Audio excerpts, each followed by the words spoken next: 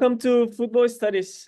Today I'm talking with Rachel Allison. She's an associate professor of sociology and affiliate of gender studies at Mississippi State University here in the United States.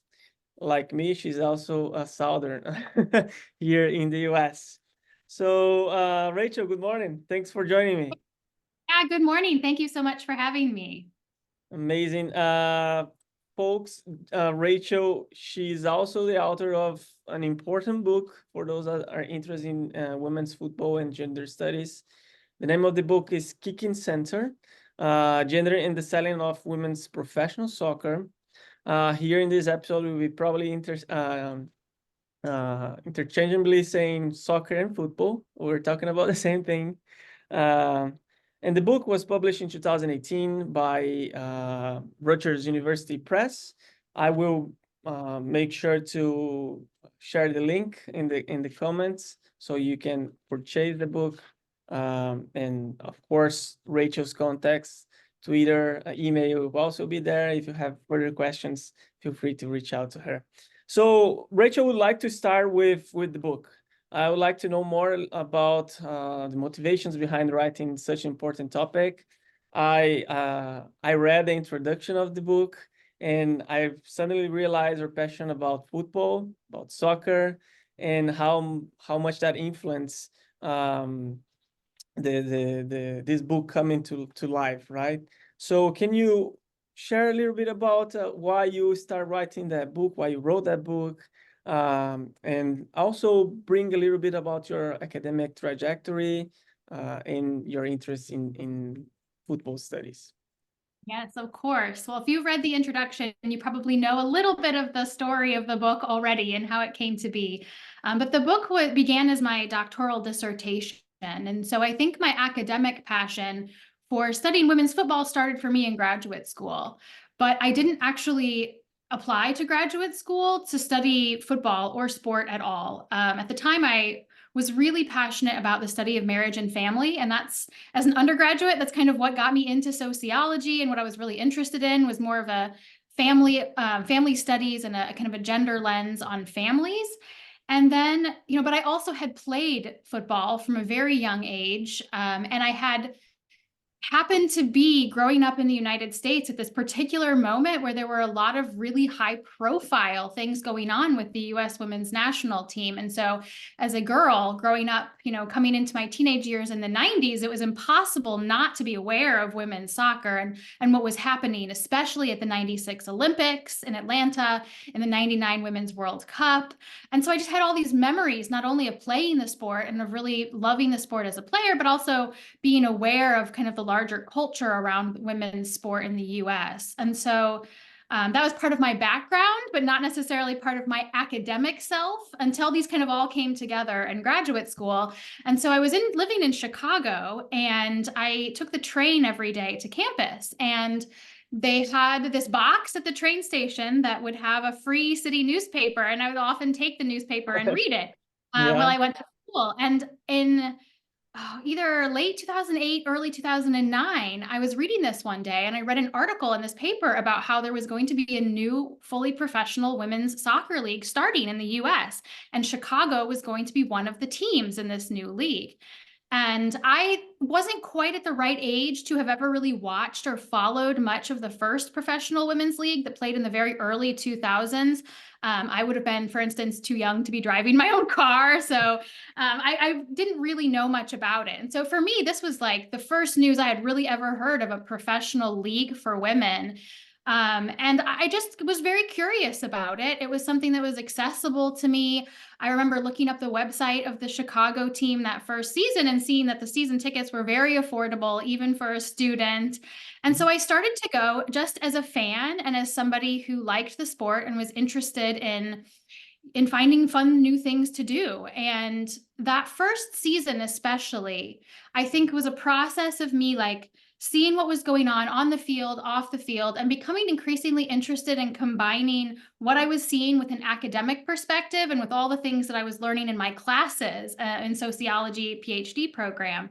And I was really fortunate that first season because as a very new, very small league, it was possible to have this level of access to the players, the staff, the owners, like, and really to talk to them about what was going on, not only on the field, but also kind of behind the scenes, and like a lot of this really difficult work to organize the league, to sell it, to market, to, you know, help fans learn about the sport, to, you know, getting butts in the seats, all of these like challenges of a startup league. I got to be familiar with a lot of those challenges. And so I had already been very interested in gender studies and a gender perspective. And so slowly in my head, these things started to come together. And I had originally planned a dissertation project that was, again, more about, you know, marriage and family. And I started talking to my advisor about changing. I said, what if I pursued this instead? Yeah. And I was fortunate to have somebody who was very supportive, because that isn't always the case. But my advisor was, you know, told me to go for it and to give it a try and to see if I could translate the access that I had as a fan into access as a researcher. And so I designed the project to be an ethnography. I think in my heart, I am an ethnographer. If I could do ethnography all day, every day, I would do it. I love it. It hasn't always been feasible now that I'm a faculty member to continue to do ethnographic projects. But at the time, I just said, I'm going to do the biggest, most ambitious project that I can, and really the type of project that I hadn't seen anybody do about women's sports in this country yet. And that was really kind of embedding yourself with a women's professional team to understand its operations from the inside, and not just, you know, looking on the outside at what media was saying or what you could see on websites, but really understanding like the day to day of like, what are the challenges that this league is facing, and trying to establish itself in what then, and even in many ways now, is still a very male dominated professional sports landscape. And so in the book, you know, the research that I report on in the book has me going to work for a team for a little over a year. And in that capacity, being able to observe kind of all facets of its operations. Interestingly, so this was the league called Women's Professional Soccer, or WPS, that played for 3 seasons. My observation period was cut a little bit short prematurely because the league itself folded in early 2012, which was certainly, you know, not something that anybody wanted, including myself. And so at that point, I kind of pivoted and did a lot of interviews, not only with people who worked for the team I was with, but also people who worked for every single team across the league at that point when it folded. And so the book that I wrote and that was published in 2018 is really kind of a gender analysis of the dynamics of organizing, marketing, and selling this league in this context where, especially at the time, there were very few fully professional women's team sport leagues. And we had this history where many of them in the past had folded very quickly, including previous soccer leagues. And so we didn't have this kind of long memory and history of how to successfully do it. So that's really what the book was about. And now when I look back at the book, even though it was published in 2018, the research was 2011 to 2012, I think maybe extending a little into 2013 for some of those interviews. It reads as history to me now, because the dynamics of women's professional soccer in many ways have shifted so quickly. Interesting. I think your recent research that have been published in so many outlets kind of talks about these shifts, right? That you just referred to. I just have a curiosity. I think viewers also have that. Why Kicking Center? Why is this title? Yeah, the title. So I'm not great at titles. That's part of it. It's just that I'm maybe not as creative as I would like to be, and it was the best I could come up with to really try to like capture the spirit of the book. It's a play on a concept from the sports scholar Michael Mesner, who's I think is probably the best known, you know, gender and sports scholar in sociology to date. And a lot of his work was very influential in when I was reading and, you know, in doing this project. And so he talks about the center of sports culture and the center is essentially both masculine and male dominated. And so Kicking Center is really this kind of like metaphor of women's professional soccer trying to really break into the center of sports culture in the United States. Very interesting. I think across your work, your literature, I saw a huge debate about essentialism, right? this dominant cultural ideology relating to gender, bodily capacities, that you really criticize in your work, right? Like challenging these worldviews that definitely affects the way we consume sports, I believe. So Yeah. yeah. Yeah, I think that's especially in the book, and then since, if there's one kind of common thread that a lot of my research has, it's the nature of essentialism and this really interesting, I think, conflict or paradox almost within women's sport, which is this tension between both similarity and difference, especially to men's sport. Oftentimes, for instance, there is a cultural perception that many may adopt, that women's sport is inherently different. Often, the women athletes are inherently different, and often that's understood as inferiority.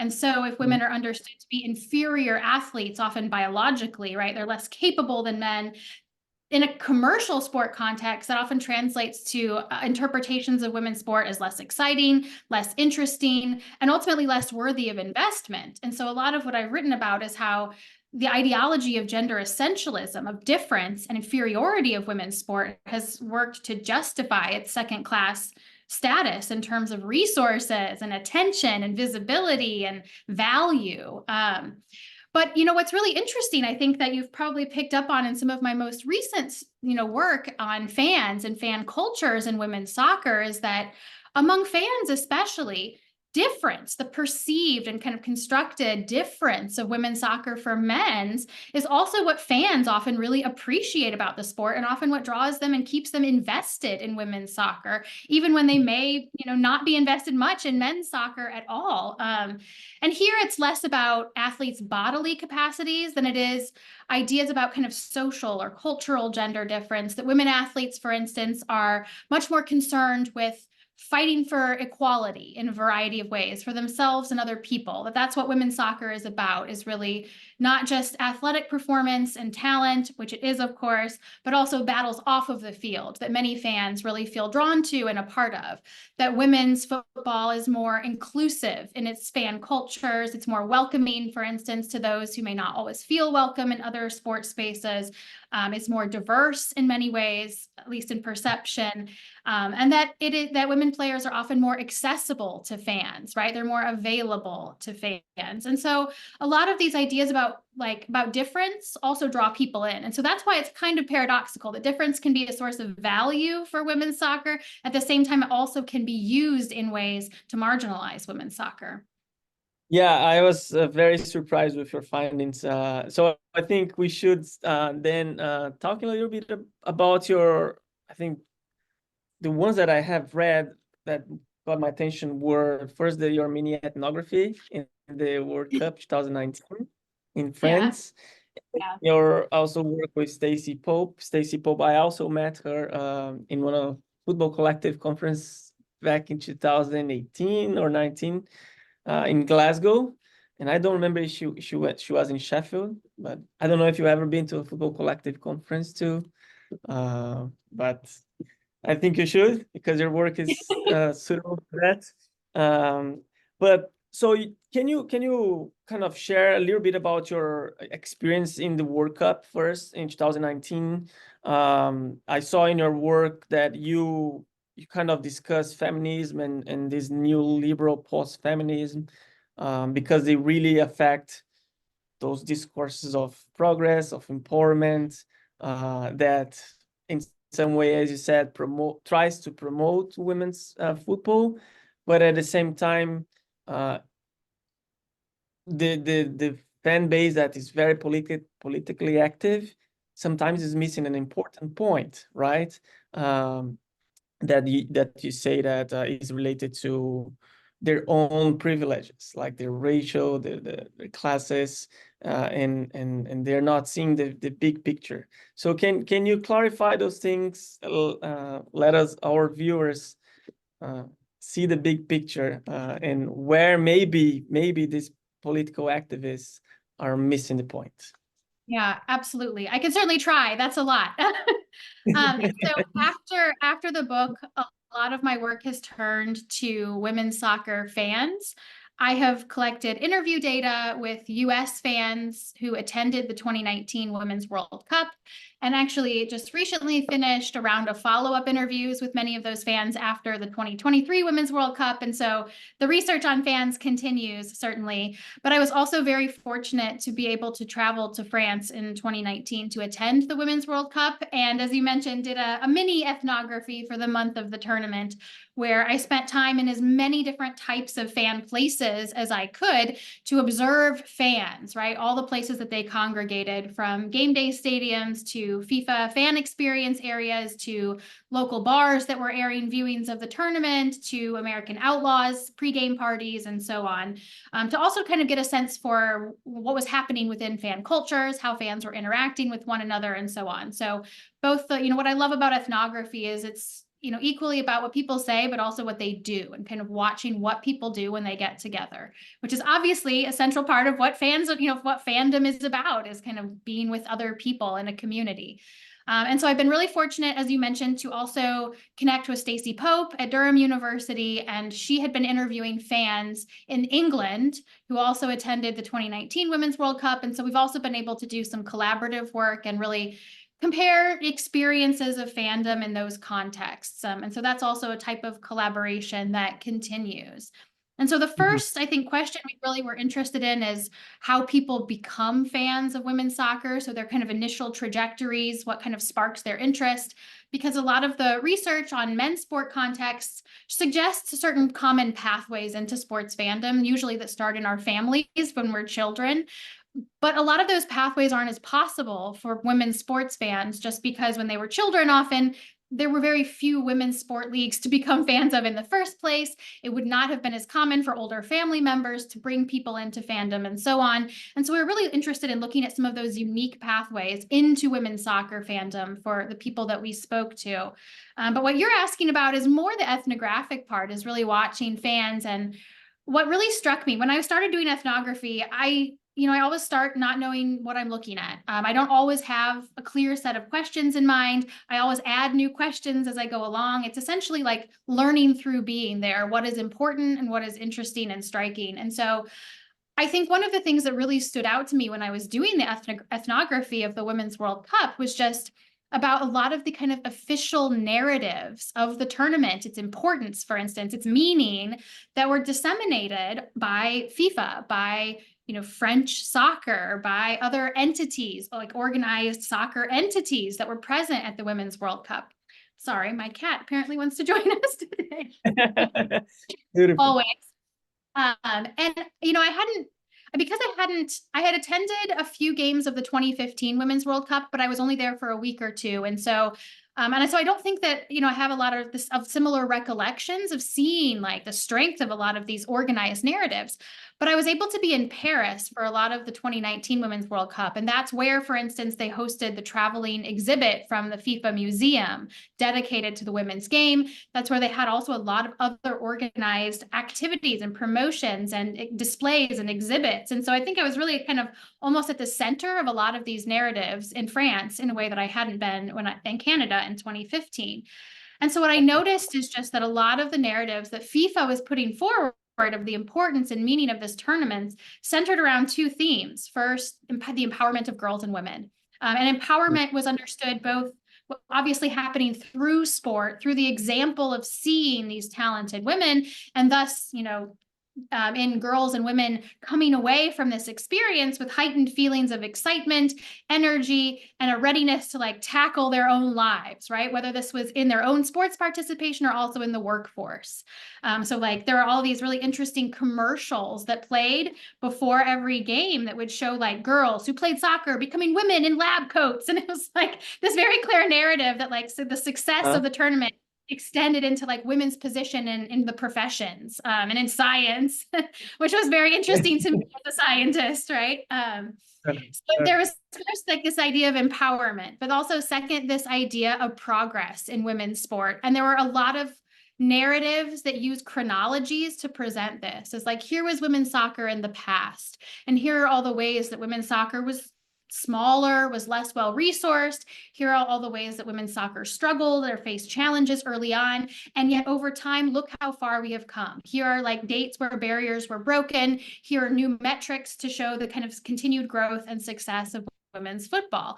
And a lot of these were in the women's football museum traveling exhibit, where they would show, like memories and memorabilia from women's soccer past and juxtaposed against like women's soccer present to show things like the growth in the fan base, growth in viewership, growth in the number of teams competing, really high profile moments, these moments to celebrate. And so these were the kind of two major narratives.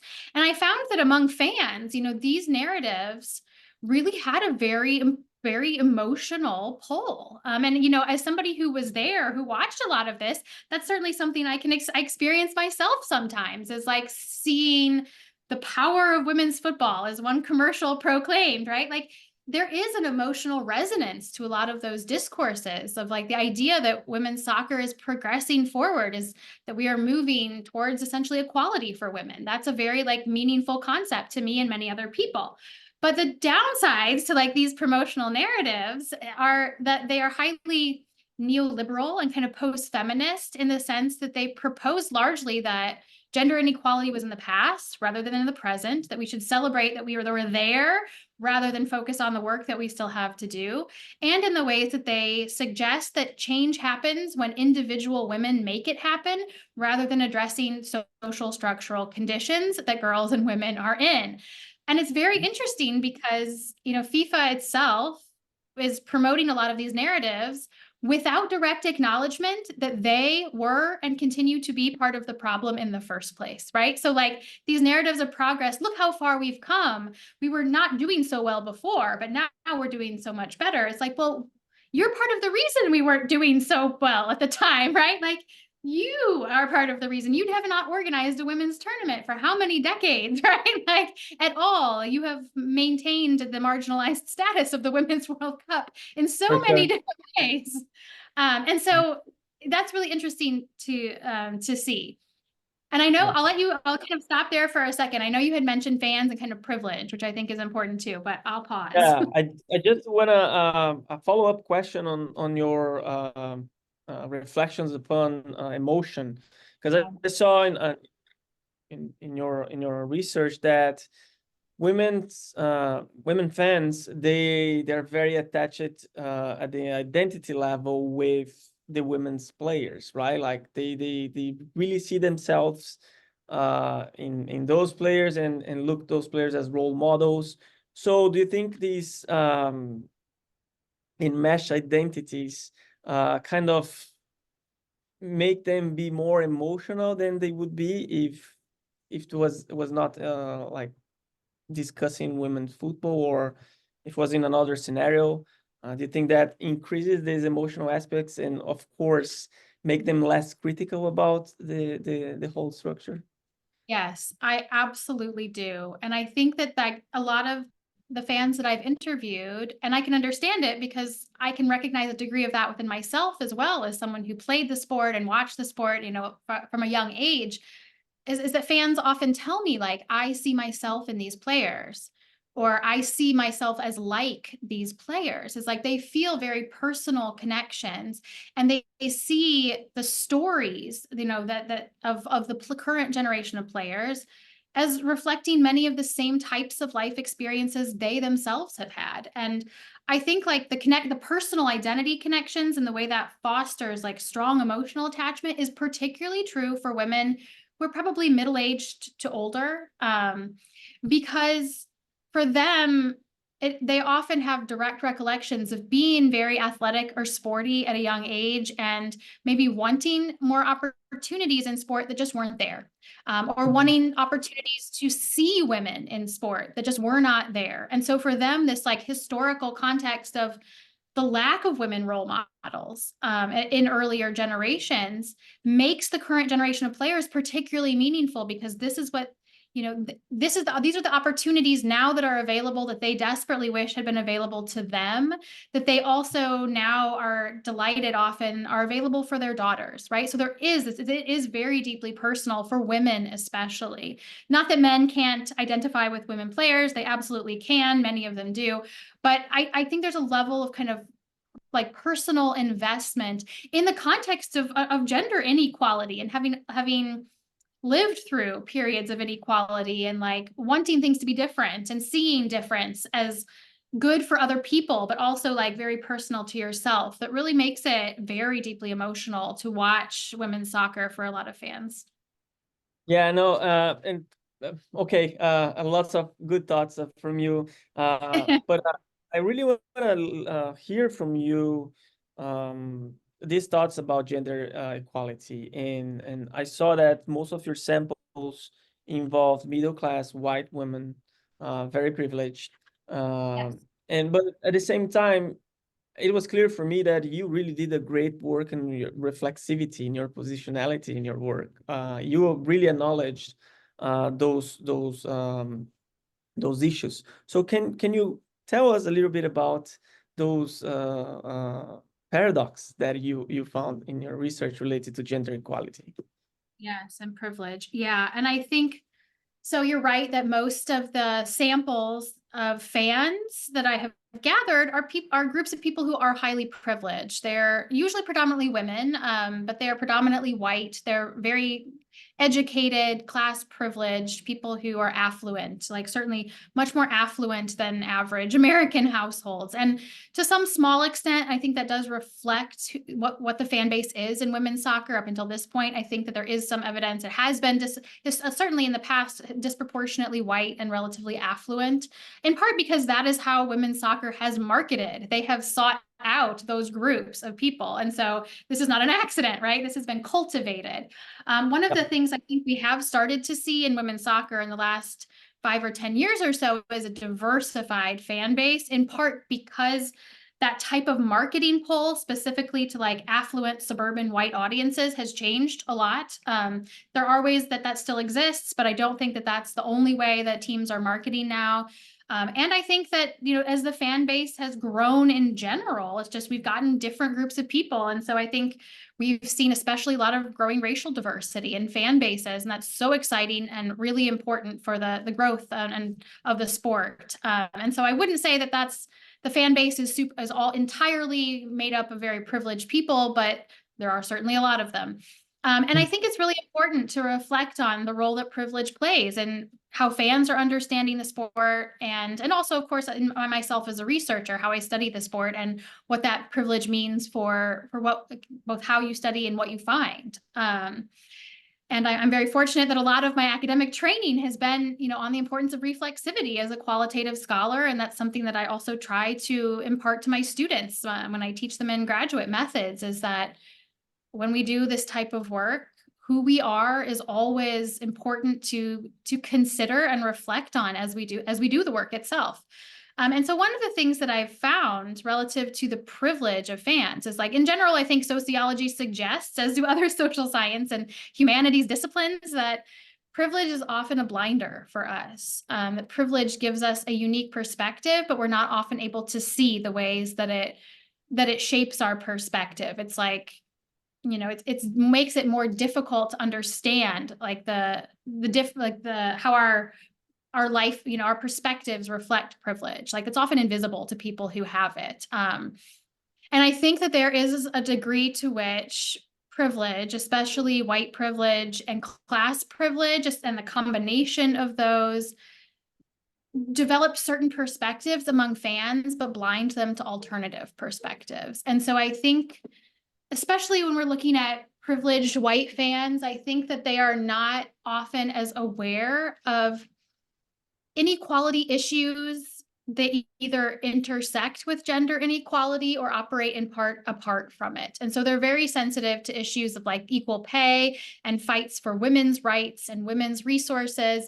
And they also are very attuned to the dynamics of sexuality, and particularly the operations of heterosexism or homophobia. They're certainly champions of LGBTQ plus players and fans, and building inclusivity into their fan bases for women, for queer fans. And I think that they are somewhat more blind to the ways that classism and racism have operated within women's soccer and have affected players, have affected fans. And so, for instance, one of the papers that I worked on with my colleague, Beth Cavalier, we were looking at how fans understood two different very politicized kind of events that happened in women's soccer. And one of them was a player, a Black player who had refused to wear a pride jersey that the women's national team was scheduled to wear for a friendly during Pride Month. She declined to wear the jersey, and on that basis then declined the call up to the women's national team for the friendly. Later on gave an interview that went public with the 700 Club, where she described her decision as based on her religious beliefs. Of course, many fans then interpreted this as homophobia and were very critical of this decision, very critical of this player, didn't want her to continue to be signed to her NWSL team and so on. And so we were kind of analyzing how fans made sense of this event, and other kind of events in women's soccer. And so we really found, I think, that a lot of fans were critical of like homophobia, but didn't necessarily consider how race would operate throughout this player's career or in the careers of other players of color. And we're really kind of blind to the racial dynamics that would affect players differently. And I think in women's soccer, we have seen some efforts to change that. I think we've seen in the National Women's Soccer League, the Black Women's Players Collective has been very vocal and very, I think, influential and important at kind of trying to change those conversations. But I think the fans have been slightly kind of slower to get on board with talking about race, especially. Yeah, that's very interesting.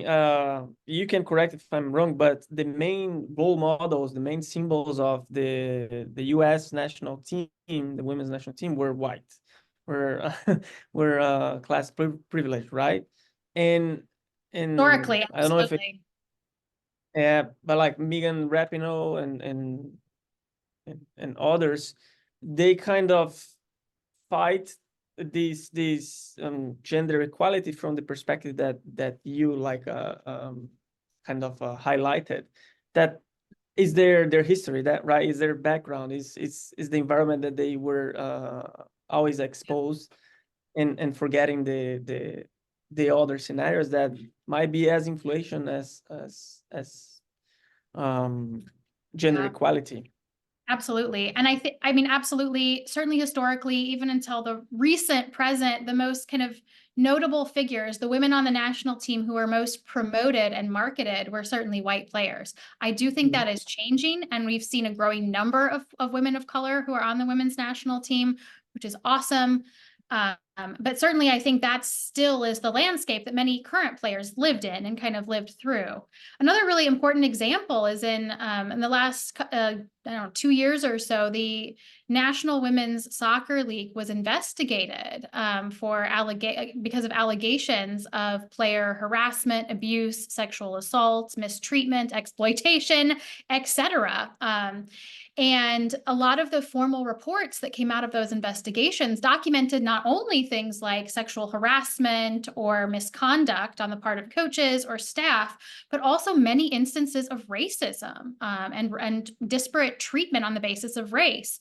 And so what's really interesting is that in the public sphere, most of the discussion has focused on sexual assault or harassment or mistreatment, and there has been much less discussion of the problem of racism in women's soccer. And so to me, that's also this example where certain concerns of women are being elevated maybe above others and getting less, and others are getting less attention.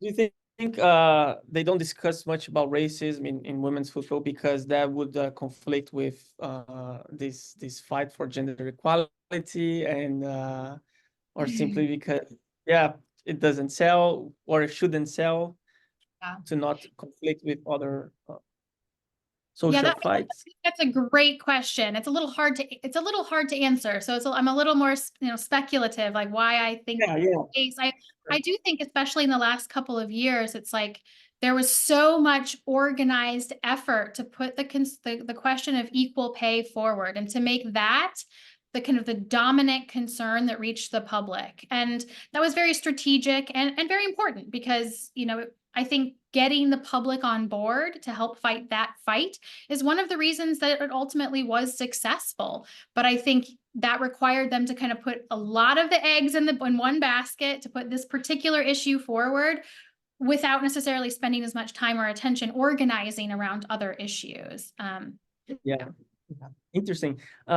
So how do you think these fan activists that are normally not just seeing the entire picture, how can you change their views? How can you bring their attention to other things that matters, that also can be very impactful for the development of women's football in the US and around the world?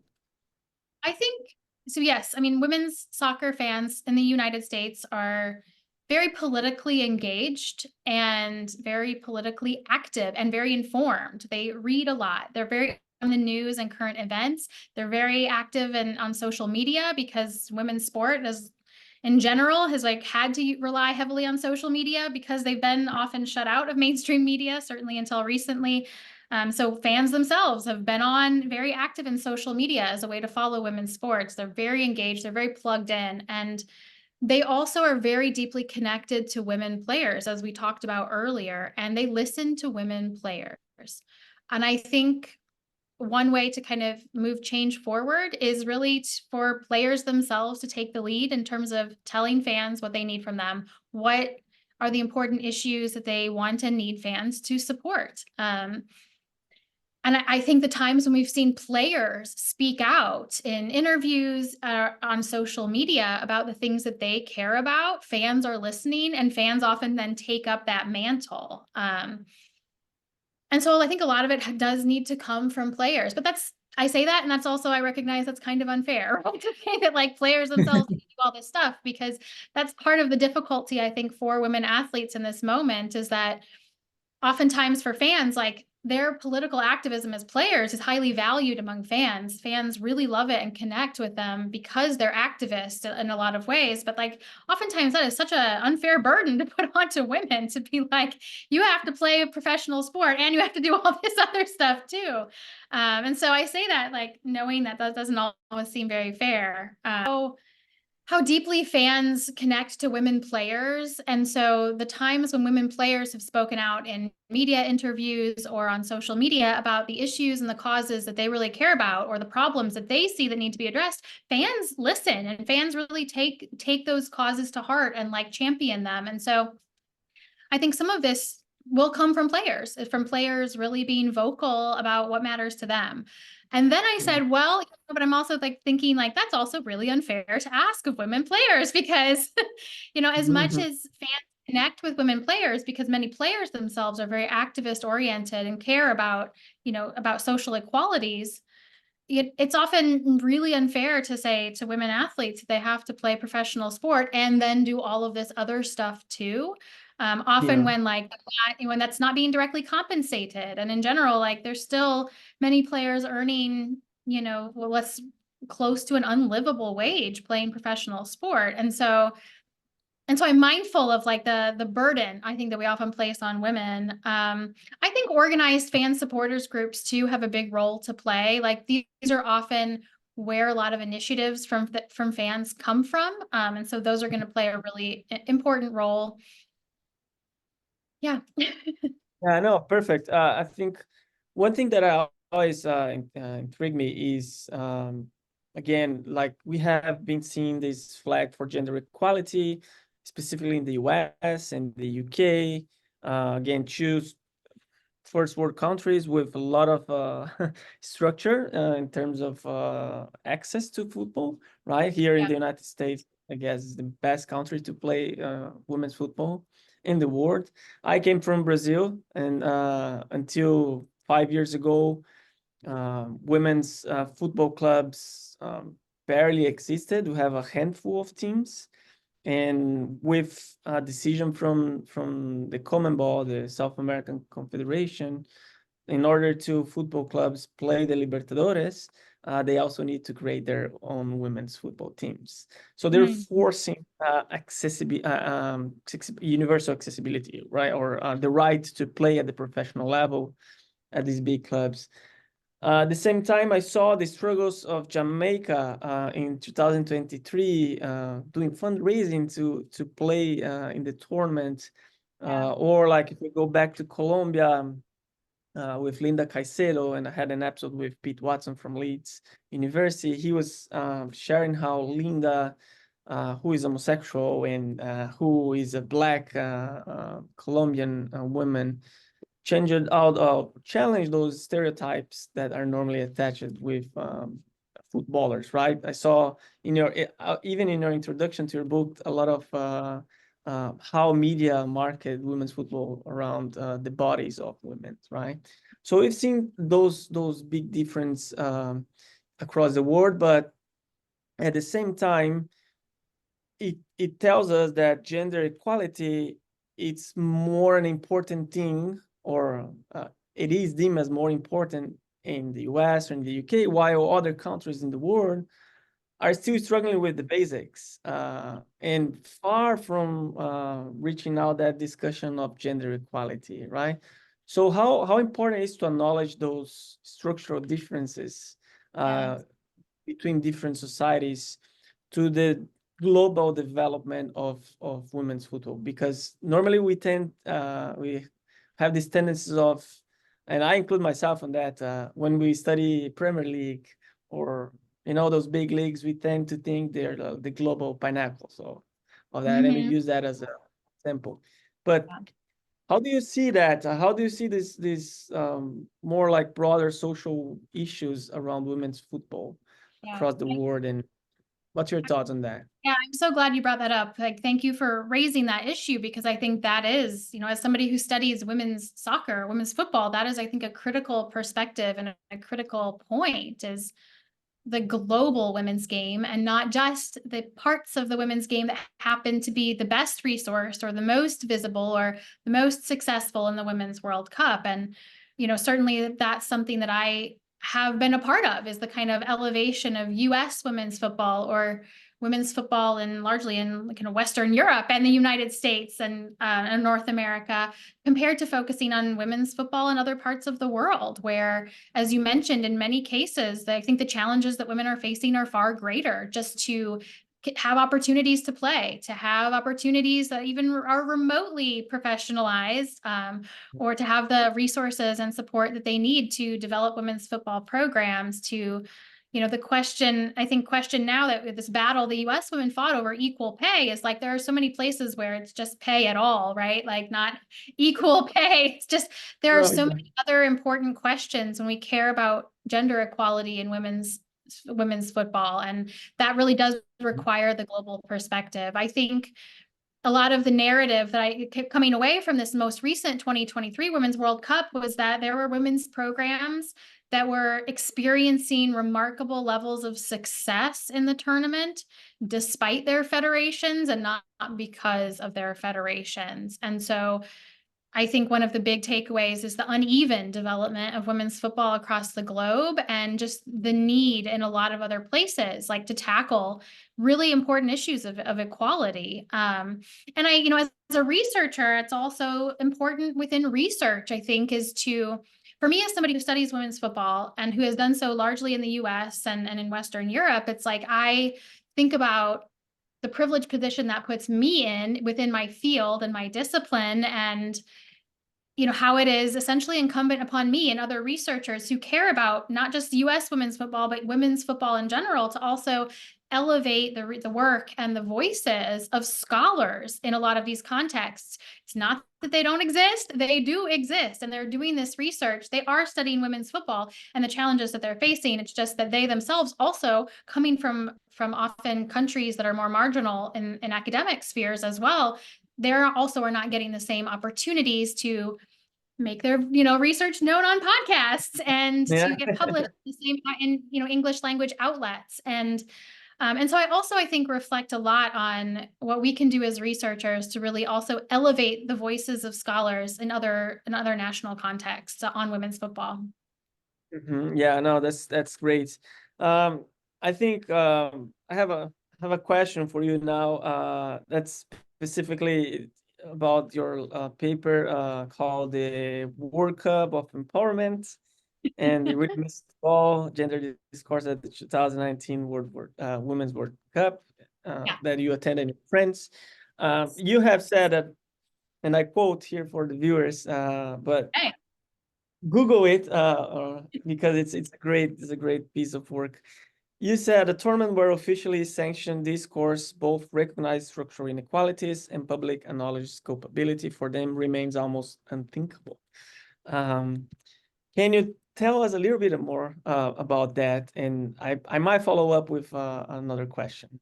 Yes, and I think your other question was really about museum spaces and how we, Yeah. remember stories. Yes, and that's so important. Yeah, so I think that article was the article where I talk about these kind of official tournament narratives of empowerment and progress that you see from FIFA, from national kind of sport organizing bodies, and really saying, well, I spent this whole article talking about a lot of the limitations of these narratives. They seem like triumphant, positive narratives, but actually there's kind of some downsides. And one of them is that they're not addressing structural inequalities, and they're not even addressing these organizations' own culpability for these inequalities, not just in the past, but also today, right? Like the ways that they continue to hold back the women's game, even in the current moment. And so I guess I end on a slightly more pessimistic note, or maybe I would say realistic note, which is just saying, don't expect that to change anytime soon. The likelihood that we'll go to a future Women's World Cup, by the way, in 2027, we still don't know where the Women's Cup will be held, where the Women's World Cup is going to be held. Well, as we know, the next two men's tournaments. And so here's part of that kind of structural issue right in front of our faces right now. Yeah. But don't expect that to change. Don't expect that to change, because this is a dominant kind of PR marketing tactic undertaken by FIFA to really boost the public image of themselves as they put forward the women's tournament. And on some metrics, it's probably working, right? It's probably a very effective tactic to emphasize continued progress towards equality and women's strength and empowerment through this tournament. I mean, it's working, right? It's definitely, it's resonating with fans. That's certainly true. We've still continued to see record viewership numbers, record ticket sales for Women's World Cups. And so it's not like people are clearly put off by the promotional narratives of this tournament and are failing to consume and spend money in the ways that FIFA would like us to. The opposite is right. And so like, this is clearly like a winning commercial strategy, certainly. And so I don't think there's, and what organization would be like, by the way, we're part of the problem, right? Like that's completely unthinkable for an organization to really take that direction unless they are forced by external pressures to do so, right? And as of yet, I don't think that we've really seen that happen. And so it's basically like, this is not going to change. This will probably continue to be the kind of dominant public narratives of this tournament as it continues. So part of my dissertation, actually my dissertation was about difficult heritage and those sensitive, problematic moments that sports organizations experience, either as part of, in my case, was analyzing dictatorship periods, how these clubs have experienced those moments, and how they tell about their experience in the present, right? Looking back to the past and what they bring to light because many football clubs have supported dictatorships like Hitler, Franco, and Salazar. In my case, I've done a case study, mini ethnography too, in Portugal with Sporting Lisbon, in Germany in São Paulo, which is a club that you might know. It's very, very pro human rights and has a huge women's fan base. Actually, the largest women's fan base in German football is in São Paulo, in FC São Paulo. And also I went to Real Madrid to analyze the experience of the club during the Spanish Civil War and Franco's regime. And with the exception of FC São Paulo, the other two clubs literally don't talk. They suppress their experiences in those dictatorships because of the conflict with contemporary tourism and commercial interests that you pointed out.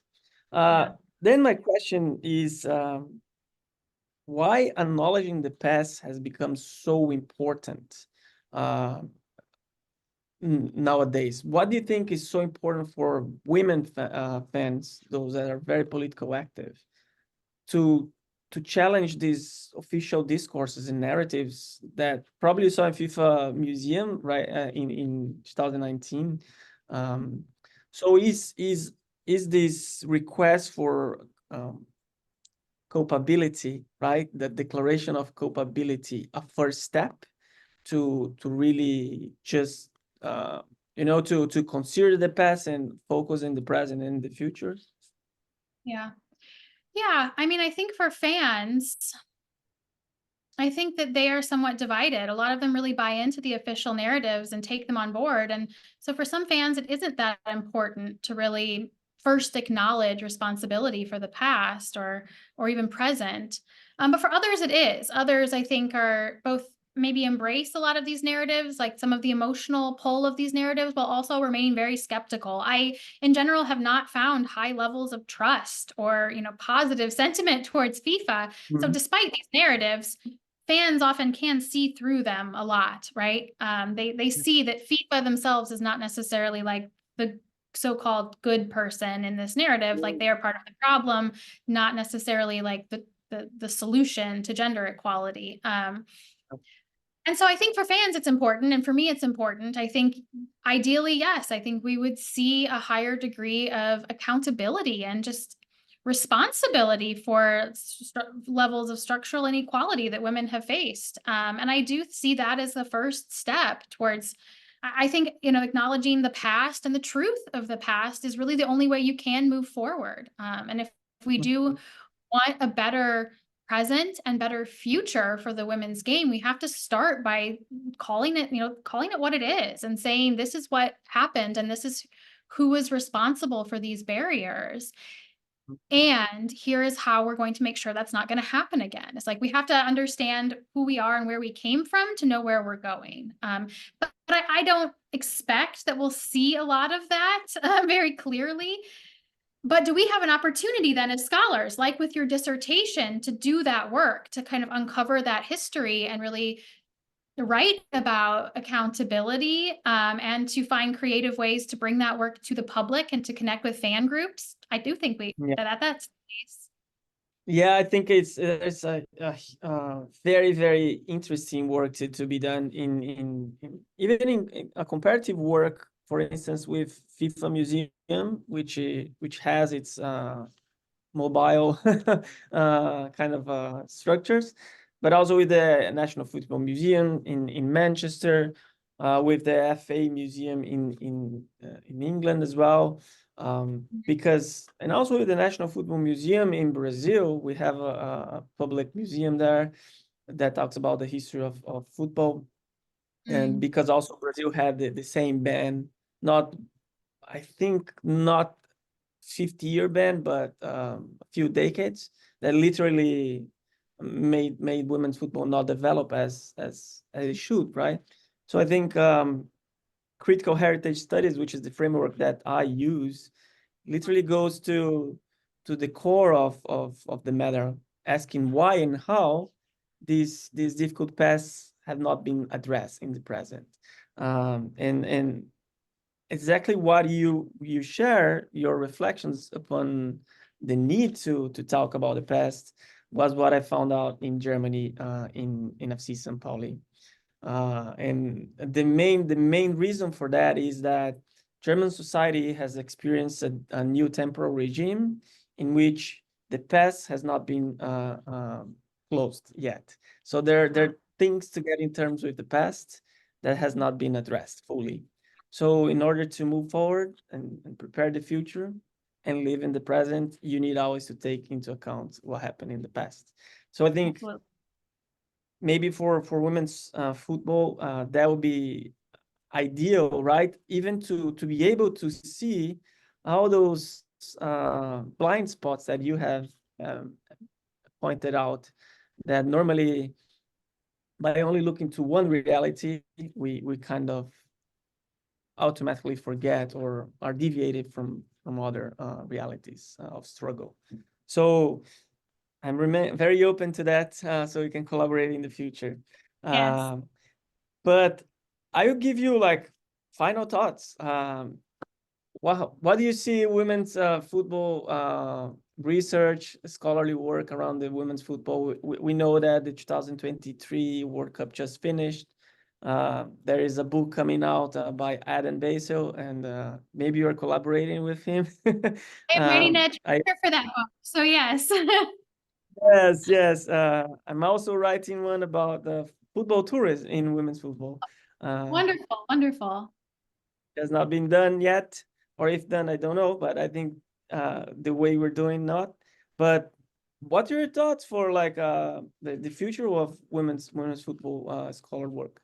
Yes. So I think my personal future is to continue, hopefully, to be involved in both longitudinal and comparative work, because I don't think we've seen enough of that in women's football scholarship yet. And so both looking at the same types of things over a period of time, whether that's my follow-up interviews with fans over time, continued analyses of media coverage of the Women's World Cup over time, is really kind of tracing processes of stability or change over time and a lot of dynamics, continued comparative investigations with lots of different national contexts. Again, I mentioned, finding ways of elevating the voices of scholars in a variety of different contexts. And so not just looking at the kind of best resourced teams that get the most media coverage, but also looking at the struggles of women in other countries, including where the sport is not even professionalized at all yet. And so really kind of just focusing on a lot of different places where women's football is developing and how it's developing very differently.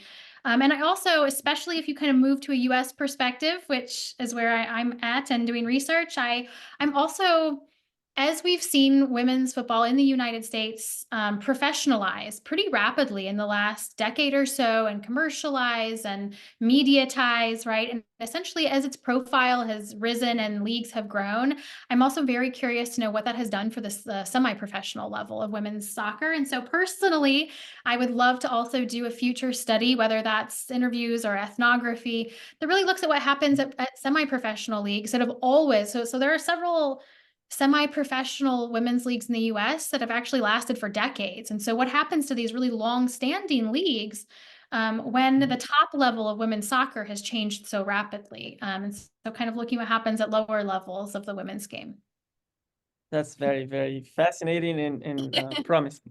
I hope so. We'll Rachel, see. thank you very much for being here, for sharing your rich knowledge on women's football. I'm sure our viewers will have a blast by watching and listening to your thoughts. Thank you Yes. very much. Thank you so much for having me. It was a wonderful conversation.